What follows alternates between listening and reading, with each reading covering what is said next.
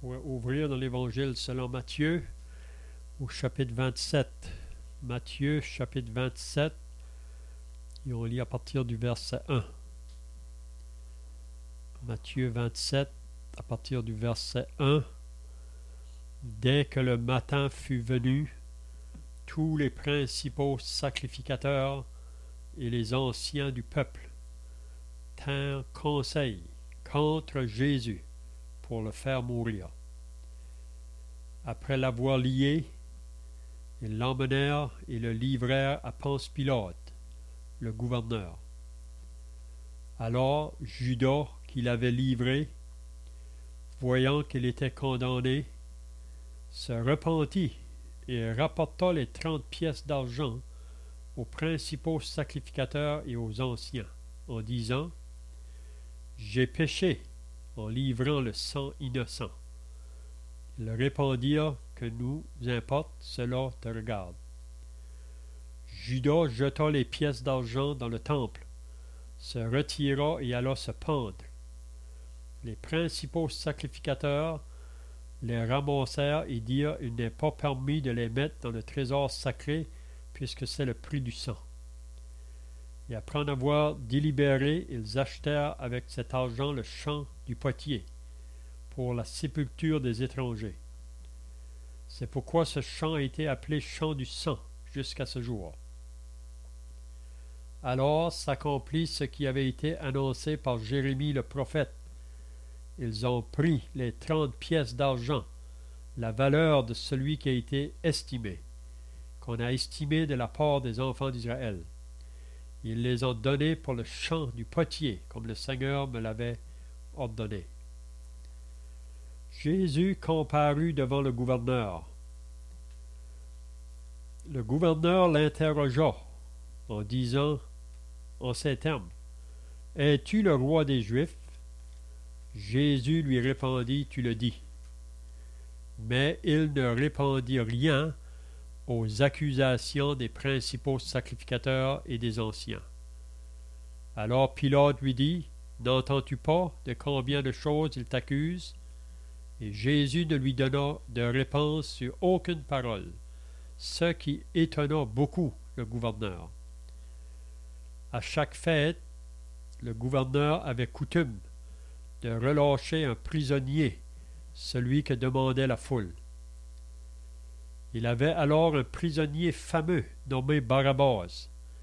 Comme il était assemblé, Pilate leur dit : « Lequel voulez-vous que je vous relâche, Barabbas ou Jésus, qu'on appelle Christ ? » Car il savait que c'était par envie qu'il avait livré Jésus.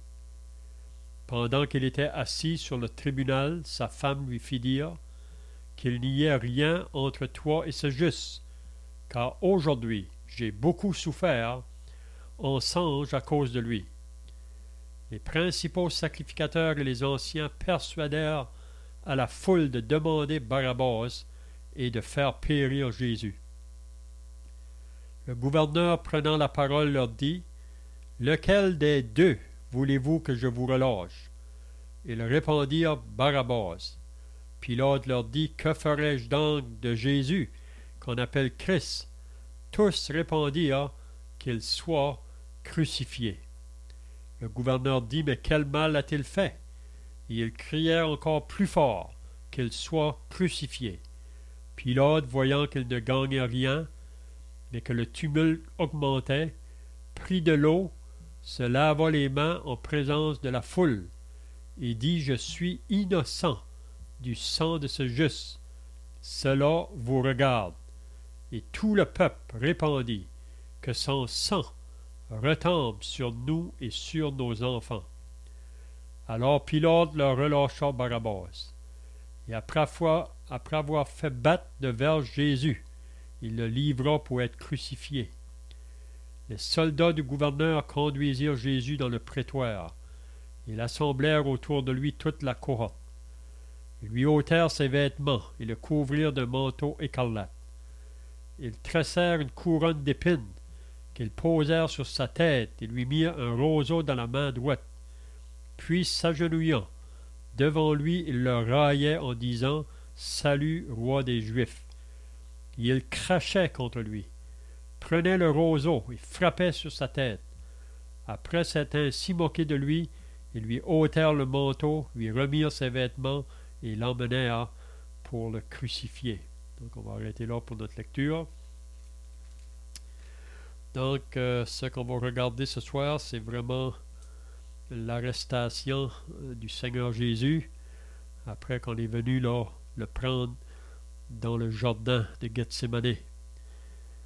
Jésus qui connaissait tout d'avance, ce qui allait lui arriver. Même si on avait lu dans l'évangile de Jean, ici c'est pas mentionné, là, mais dans l'évangile de Jean, il nous dit que quand ils sont venus pour arrêter Jésus, Jésus s'est avancé comme le bon berger qui va être prêt à donner sa vie pour ses brebis. Puis il leur a demandé « Qui cherchez-vous » Ils ont dit « Jésus de Nazareth ». Puis quand Jésus a dit « C'est moi », ça nous dit qu'ils ont tous tombé par terre. Donc Jésus avait le pouvoir d'arrêter ces personnes de le prendre, mais il s'est laissé prendre. Comme qu'on lit dans Ésaïe 53, il s'est laissé mener comme une brebis muette qu'on mène dans la boucherie, comme un agneau devant celui qui l'attend. Donc ici, ce qu'on va voir ce soir, c'est là, ça va être le matin, parce que c'est une partie de la nuit vraiment, qu'il y a beaucoup de choses qui s'est passées là, quand ils sont venus arrêter le Seigneur. Mais là, ici, c'est le matin, puis on sait que Jésus a été mis sur la croix à 9 heures le matin. Donc ici, là, c'est probablement juste après le lever du jour. Puis ça nous dit que les principaux sacrificateurs et les anciens du peuple, ils sont mis ensemble pour tenir un conseil contre Jésus pour le faire mourir. Donc ici, c'était vraiment leur détermination de faire mourir Jésus, le Fils éternel de Dieu, le Messie, le Sauveur, qu'ils n'ont pas reconnu. Donc on peut voir ici ces hommes qui étaient très religieux, vous savez, avec une vie vraiment religieuse extérieurement, mais des hommes qui étaient très loin de Dieu, sans qu'ils le savent. Donc on pourrait dire que la religion dans son plus fort ne peut pas connaître le Seigneur. On voit ici, c'est vraiment l'exemple. Ça, c'est les hommes les plus religieux probablement qui a pu vivre sur cette terre, avec toutes leurs lois et leurs traditions. Mais l'homme religieux peut seulement faire de quelqu'un à l'extérieur, mais il ne peut pas changer l'intérieur de la personne. Donc c'est pour ça que ces hommes-là, ils n'étaient pas nés de nouveau, ils étaient religieux, mais très loin de Dieu. Ils se pensaient justes, mais ils n'étaient pas justes devant Dieu. Donc ils se mettent ensemble, puis c'est déterminé qu'on fait mourir le Sauveur Jésus. Puis on sait qu'ils vont vraiment accomplir les Écritures, parce que les prophètes avaient annoncé que Jésus devait mourir. Donc c'est ces hommes-là qui ont été pris pour le faire, mais c'est des hommes qui étaient loin de Dieu. Donc ils vont lier le Seigneur, ils vont l'amener devant Pilate, le gouverneur romain. Donc Pilate, on peut voir que lui, quand il a vu le Seigneur, et on voit à d'autres places aussi dans d'autres évangiles là, qu'il ne peut pas trouver aucun mal en Jésus. Il ne peut pas voir quel crime que cet homme-là a fait. Mais quand même, Pilate va se laisser emporter par la foule. Pilate avait un choix à faire, mais pour garder sa position comme gouverneur, sa position dans le monde, là, il a pris la décision avec la foule. Même si ça nous dit qu'il s'est lavé les mains, puis il a dit « Je suis innocent du sang de ce juste », mais Pilate a participé vraiment à la mort du du Seigneur Jésus. On sait qu'en arrière, c'était vraiment les sacrificateurs, les Juifs, qui voulaient la mort du Seigneur Jésus à tout prix. Mais ils ont utilisé d'autres personnes autour d'eux pour accomplir ce qu'ils devaient faire. Puis qu'est-ce qu'on a vu à soir, on va regarder ça là, que Pilate a essayé à plusieurs reprises, on voit ça dans d'autres évangiles aussi, a essayé de faire relâcher Jésus, parce qu'il ne voyait pas de mal en lui. Mais qu'est-ce qu'il a fait? Il a pris un prisonnier, puis c'était la coutume dans ce temps-là, là, qu'à chaque Pâques, on délivrait un prisonnier. Donc il a pensé de prendre un prisonnier, Barabbas, qui avait commis un meurtre, puis il va le placer à côté de Jésus, puis c'est là qu'il va demander à la foule, en pensant que la foule dirait de relâcher Jésus, mais à sa grande surprise, la foule a crié « Relâche-nous Barabbas » et fait crucifier Jésus. Donc on ne peut pas être neutre devant le Seigneur Jésus-Christ. Donc la foule, ça nous représente tous aujourd'hui. C'est qu'est-ce qu'on va faire de Jésus. C'est soit qu'on choisit le coupable pour livrer l'innocent. C'est ça que la foule a fait. Ils ont fait délivrer le coupable, qui était Barabbas, puis ils ont fait condamner l'innocent. Donc ce soir, face à Jésus, on a un choix à faire. C'est soit Jésus ou Barabbas. Donc, ils ont demandé que son sang tombe sur nous et sur nos enfants. Ils ne savaient pas vraiment qu'est-ce qu'ils disaient vraiment, parce que ça lui a coûté cher, ça, ces paroles-là. Parce qu'on sait que même pour les Juifs, depuis ce temps, ils ont eu des grandes difficultés. Mais c'est quand même toujours le peuple de Dieu. Puis Dieu va recommencer à travailler avec eux bientôt, après que l'Église sera enlevée. Donc c'est tout ce que je vais le dire. Donc avec les frères, s'il y a des questions ou des commentaires, il faut le faire. C'est ça qui fait l'étude biblique.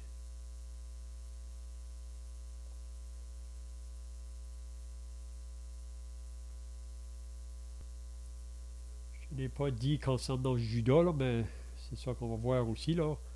Judas, lui qui avait trahi le Seigneur Jésus, on a pu lire ce soir qu'il a été pris de remords. Mais il était trop tard pour Judas. Judas avait été trop loin. Il avait vendu le Seigneur pour 30 pièces d'argent.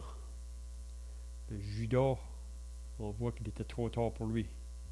Donc peut-être qu'on peut aussi dire quelque chose là concernant Judas. Je crois qu'on a touché ça quand même un peu là dans les semaines passées. Si les frères ont des pensées là.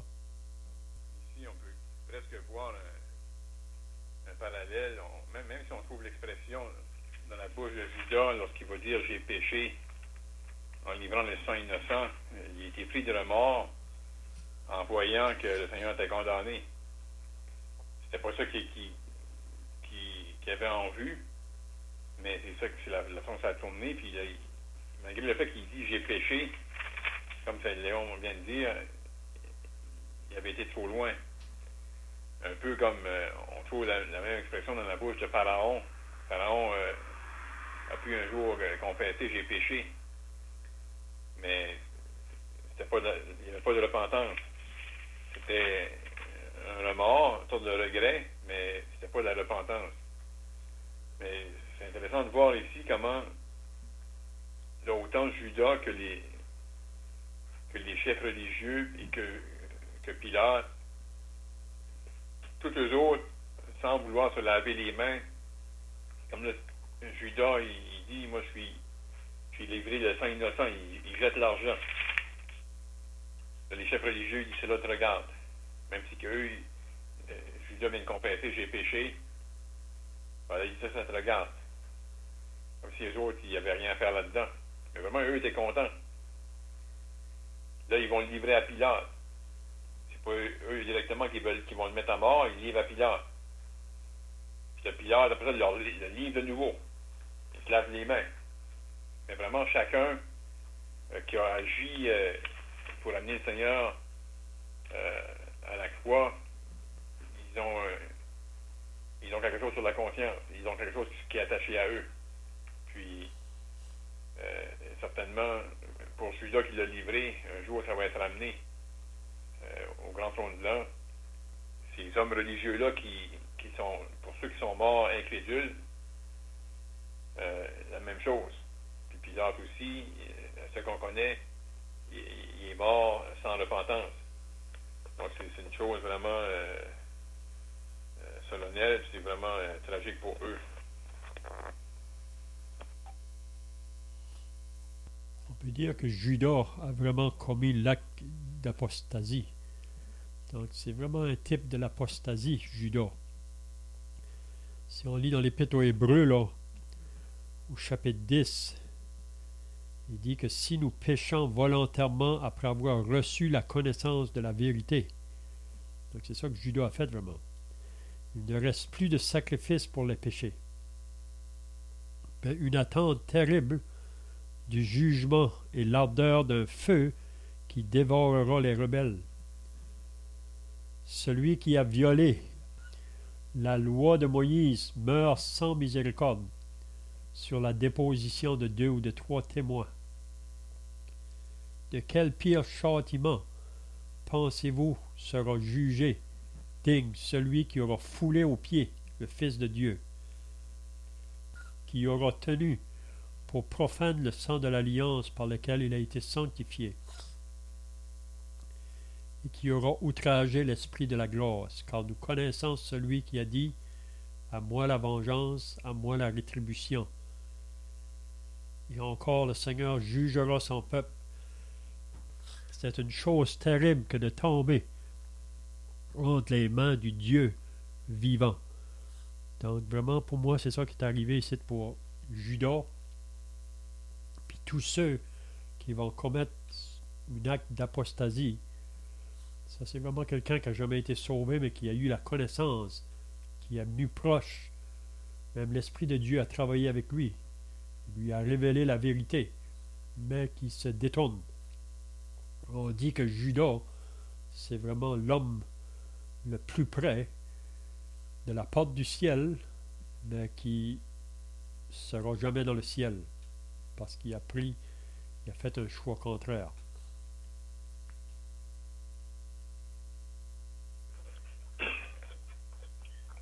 Judas, qui a marché avec le Seigneur, qui faisait partie des 12, mais qui était tout simplement un suiveux, n'est certainement pas sauvé. Je crois que c'est une figure de des personnes qui se disent sauvées, comme qu'on a connu, qui ont même été baptisés, qui ont été un temps en communion de l'Assemblée, mais après un certain temps, ils ont dit qu'ils n'avaient jamais été sauvés. Ça se voit encore aujourd'hui. Des personnes qui se disent chrétiens, mais qui n'ont absolument rien. Rien qui a changé dans leur vie. On peut penser que Judas faisait partie de cette catégorie-là. Oui, Jésus a bien dit que dans Matthieu 7, que ceux qui me disent Seigneur, Seigneur, n'entreront pas tous dans le royaume des cieux, mais celui-là qui fait la volonté de mon Père, celui-là seul qui fait la volonté de mon Père. Même qui dit au jour du jugement, il y a beaucoup de personnes qui vont venir pour lui dire Seigneur, on a prophétisé en ton nom, on a chassé des démons en ton nom, on a fait des miracles en ton nom, et Jésus va leur dire retirez-vous de moi, je ne vous connais pas, je ne vous ai jamais connu.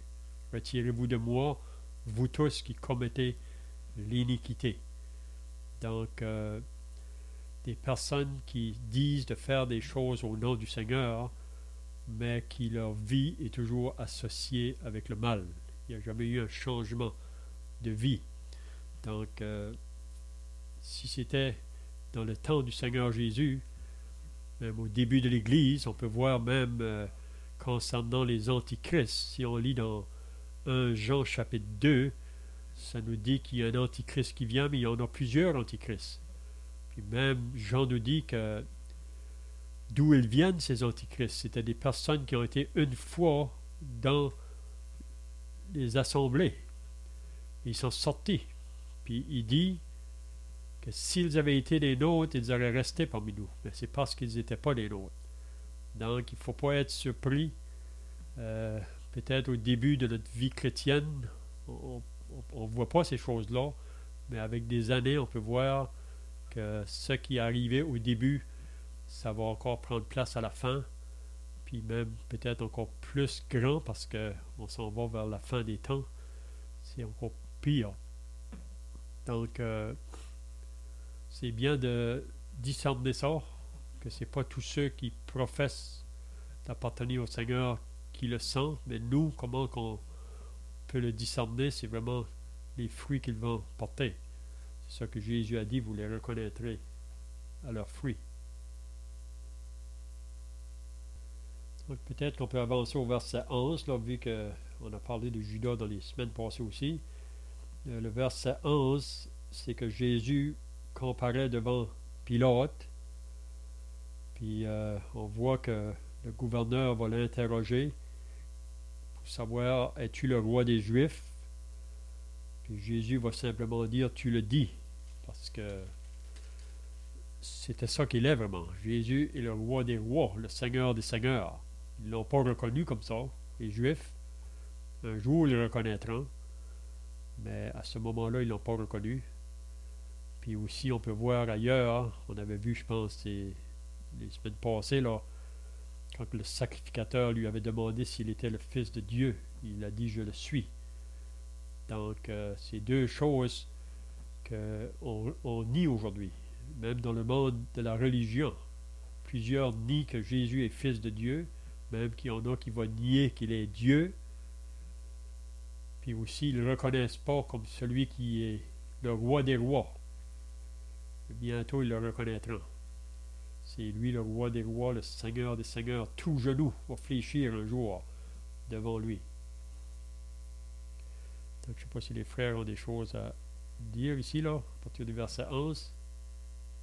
On peut voir ici comment les détails de ce que le Seigneur avait annoncé s'accomplissent lorsqu'il disait à ses disciples qu'elle allait être livrée entre les mains des païens. Puis, c'est quelque chose d'inconcevable que le Messie, le roi des Juifs, serait livré entre les mains des païens. Il était venu chez les siens ne l'ont pas reçu. On sait ici qu'ils veulent le voir mourir, mais vraiment, les Juifs allaient voulu le voir, ils allaient voulu le lapider. Souvent, ils cherchaient à le lapider. C'est pas comme ça que le Seigneur allait finir son séjour sur la terre. C'était pas en étant lapidé. Il allait être crucifié, comme que les prophètes l'avaient annoncé. Il allait être pendu au bois. Puis, là, il est livré entre les mains des Romains, des païens, où on va se moquer de lui, puis éventuellement, on va l'élever sur la croix. Puis ceux qui sont ici ne sont pas conscients que les Écritures sont en train de s'accomplir.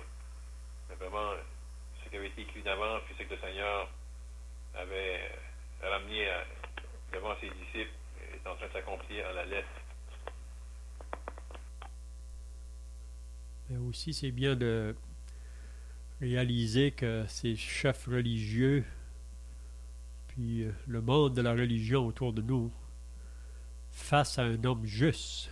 Vous savez, Jésus était l'homme juste. Jésus était la lumière qui est venue dans le monde pour éclairer tous les hommes. Mais on lit dans l'évangile de Jean que les hommes préfèrent les ténèbres à la lumière. Donc la raison qu'ils ont condamné le juste ou qu'on ne voulait pas l'avoir au milieu de nous, c'est parce que Jésus les dérangeait. Puis encore aujourd'hui, Jésus dérange. Si vous êtes à une place, n'importe où ce que vous pouvez être, au travail ou dans un lieu quelconque, vous avez juste à parler ou mentionner le nom de Jésus, on dirait que les gens deviennent dérangés.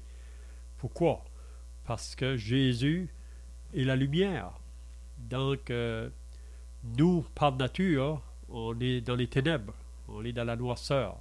Puis à moins que l'Esprit de Dieu fait un travail dans la vie d'une personne, puis il commence à lui faire voir lui faire réaliser sa condition, là, on ne va pas venir au Sauveur pour le recevoir comme Seigneur et Sauveur. Donc, l'homme dans les ténèbres, vraiment, il ne peut juste pas avoir Jésus alentour parce qu'il dérange. On veut l'envoyer et on ne veut pas l'avoir autour de nous. Puis c'est comme j'ai dit, c'est la même chose aujourd'hui. Quand on va avec l'Évangile, s'il y a des hommes qui cherchent, ils vont être attirés vers le message. Mais pour ceux qui n'ont pas d'intérêt ou qui sont indifférents ou qui négligent, vraiment Jésus dérange. Et ils disent, parlez-nous pas de ça, ne nous dérangez pas avec ça. Mais nous, comme chrétiens, on est responsable d'aller. Et parce que c'est pas qu'on est meilleur, c'est juste la grâce de Dieu. Mais si on pouvait seulement donner une seule petite parole qui pourrait parfois réveiller une âme à son besoin. Parce que il y a beaucoup de joie dans le ciel quand une âme se repent. Une âme est sauvée. Ça amène beaucoup de joie dans le ciel. Donc ça devrait être notre désir d'aller vers ceux qui nous entourent. Hein. Dans le chapitre 19 de l'évangile de Jean, on voit un peu comment Pilate, là encore, a réagi devant Jésus. Il ne mentionne pas ça dans l'évangile de Matthieu. Là, mais si vous lisez dans Jean 19, au verset 8, ça dit « Quand Pilate entendit ces paroles, sa frayeur augmentait. Il rentra dans le prétoire et il dit à Jésus, « D'où es-tu » Mais Jésus ne lui donna point de réponse. Donc on voit que Jésus restait muet face à des questions ou des accusations, parce que même aussi Jésus avait déjà dit qui il était, d'où il venait. Donc Pilate, face à cette question-là, il dit qu'il ne donne pas de réponse. Pilate lui dit, « Est-ce à moi que tu ne parles pas? Ne sais-tu pas que j'ai le pouvoir de te crucifier et que j'ai le pouvoir de te relâcher? » Donc Pilate reconnaît qu'il y avait une autorité. C'est vraiment Dieu qui avait donné une autorité, on peut dire, parce qu'il n'y a pas d'homme qui est en autorité sans que c'est Dieu qui l'ait mis là. Donc on peut voir encore ici que Pilate a vraiment fait un choix pour la foule. Et il a préféré choisir ce que la foule demandait. Mais il y aurait eu l'autorité de pouvoir dire non, qu'est-ce qu'il demandait. Mais Jésus va dire, tu n'aurais sur moi aucun pouvoir s'il ne t'avait été donné d'en haut. C'est pourquoi celui qui me livre à toi commet un plus grand péché. Puis ça dit qu'à ce moment-là, Pilate cherchait à le faire relâcher. Hein? Mais les Juifs disaient, si tu le relâches, tu n'es pas ami de César. Quiconque se fait roi se déclare contre César. Puis c'est là que Pilate là, était dérangé vraiment. Il y avait un choix, mais il a voulu garder sa position comme gouverneur. Chaque personne face à Jésus, il y a un choix à faire. Parce qu'il y a des empêchements qui nous arrêtent de croire en lui ou de prendre position pour lui. Il y a beaucoup d'obstacles. Pour Pilate, c'était sa position. Pour Judas, c'était l'argent. Pour Hérode, c'était la femme. Pour d'autres, ça peut être n'importe quoi qui peut nous empêcher de prendre position pour Jésus. Qu'est-ce qu'on pourrait penser de Barabbas? Est-ce que les frères auraient des pensées là? L'idée là de penser qu'est-ce que Barabbas a pensé après qu'on l'a relâché, puis qu'on l'a fait, on a livré Jésus. Qu'est-ce que Barabbas a pu penser à ce moment-là? Est-ce que vous avez des pensées là? Barabbas, il a été relâché, mais c'est lui qui aurait dû subir des fouets, là. Il aurait dû être fouetté, là, mais il n'a pas reçu ça. C'est plutôt le Seigneur qui l'a reçu, plus la crucifixion. Mais apparemment que c'était selon la loi romaine, c'était soit le fouet ou la crucifixion. Le Seigneur a subi les deux. C'est ce que j'avais entendu une fois, là. Mm-hmm.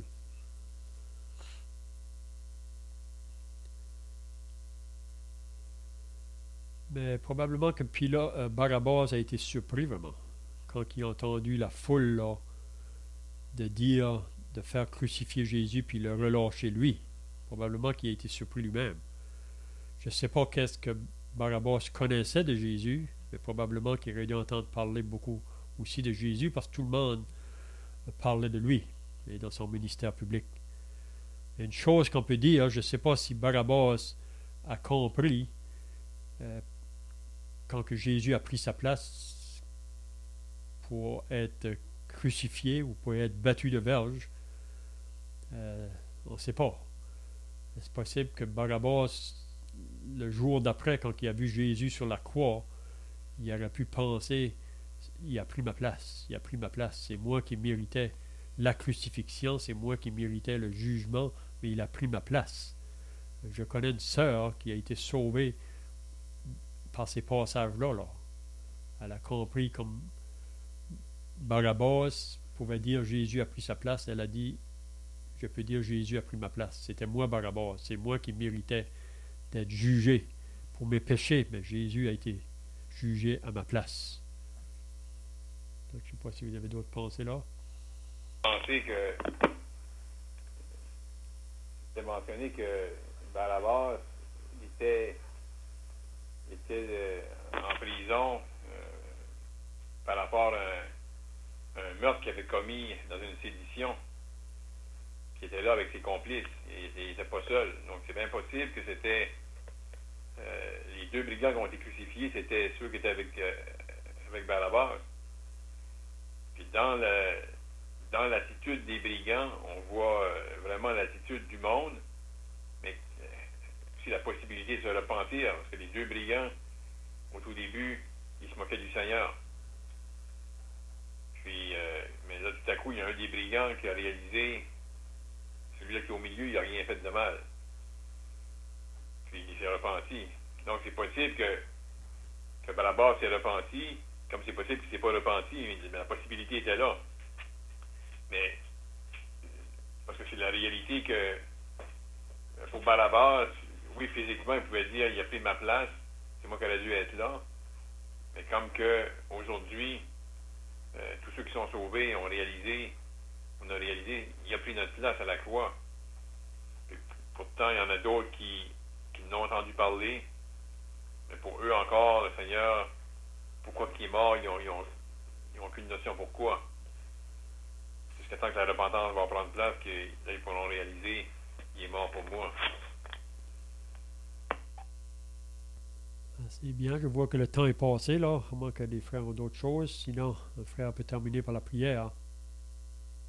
Père Céleste, au nom du Seigneur Jésus-Christ, nous voulons, en terminant, te remercier encore une fois pour ce temps précieux qu'on a eu ce soir pour te prier et pour ouvrir ta sainte parole, pour étudier tes saintes écritures. Et Père, on te remercie pour ton saint livre qu'on a entre nos mains, traduit dans une langue qu'on peut comprendre.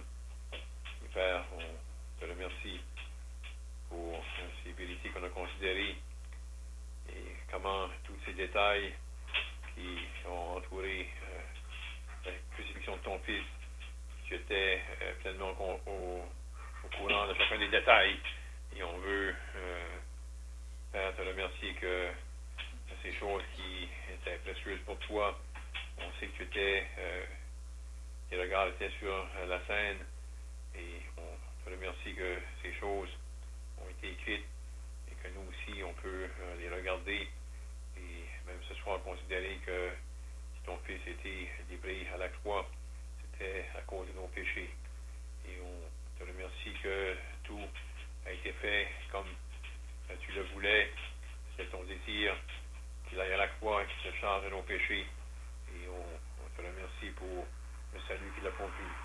Et on peut encore te prier que dans ce jour de grâce, comme il est mentionné dans les prières, que tu pourras atteindre à ceux qui nous entourent, sur nos familles, on peut se réjouir d'en voir d'autres sauvés.